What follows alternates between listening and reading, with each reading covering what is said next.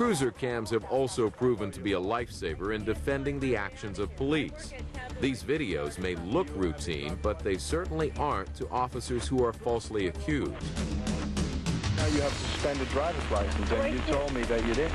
I didn't think that I did. A police officer in Palm Beach, Florida, stops a female driver. Without ever getting out of the car, she is issued a traffic citation and heads off.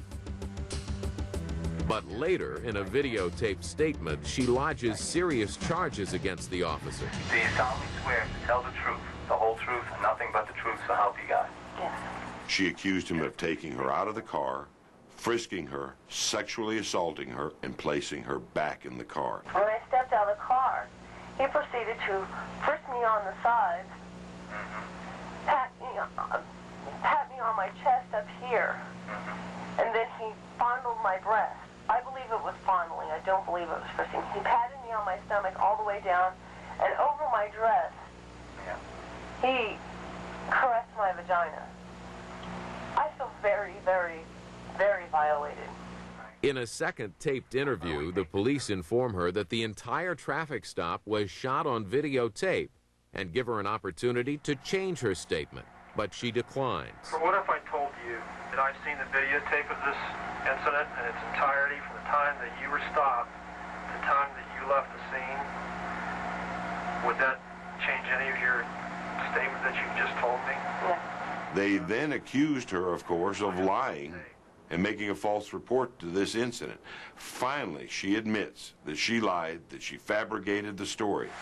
Why would you do something like this to somebody who didn't do anything to you except write your ticket? I'll explain why. I would have been driving a Jaguar. If I had been driving a Mercedes or anything along those lines, I would have never been stopped. And I personally think he had a personal attack on me because of my character. Without the videotape, it might have been hard for the policeman to defend himself. It would have been the officer's word against her word. And that's exactly what mobile video was for. That's what cameras in the police car are for, is to gather the facts. Car 4 CM83, a traffic stop. Some police departments require officers to run cruiser cams through the entire shift.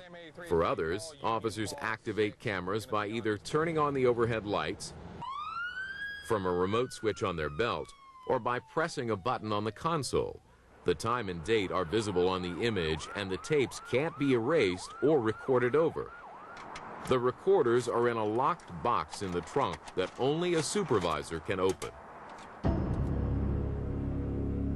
In Chesterfield Township, Michigan, if the police didn't have video cameras in their patrol cars, 2 officers might have lost their jobs and reputations. The trouble starts the day after an arrest is made for illegal drugs at a traffic stop. The following morning, I received a phone call from the male and the female indicating that the officer had improperly touched her breast during the traffic stop and as a result caused injury to the female. The accused officer, Jason Davidovich, is caught off guard.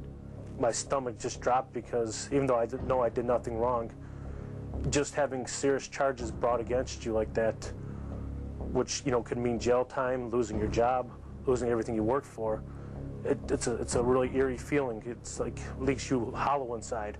The accusing couple files a complaint, not knowing the arrest was caught by a patrol car video camera.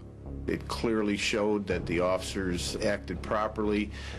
Without those tapes, the officer may be waiting trial himself for improperly touching a female. As a result, we were able to file charges against the 2 people for filing a false police report.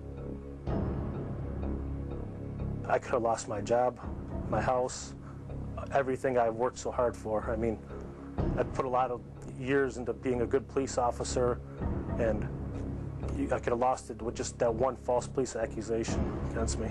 So it's scary to say the least.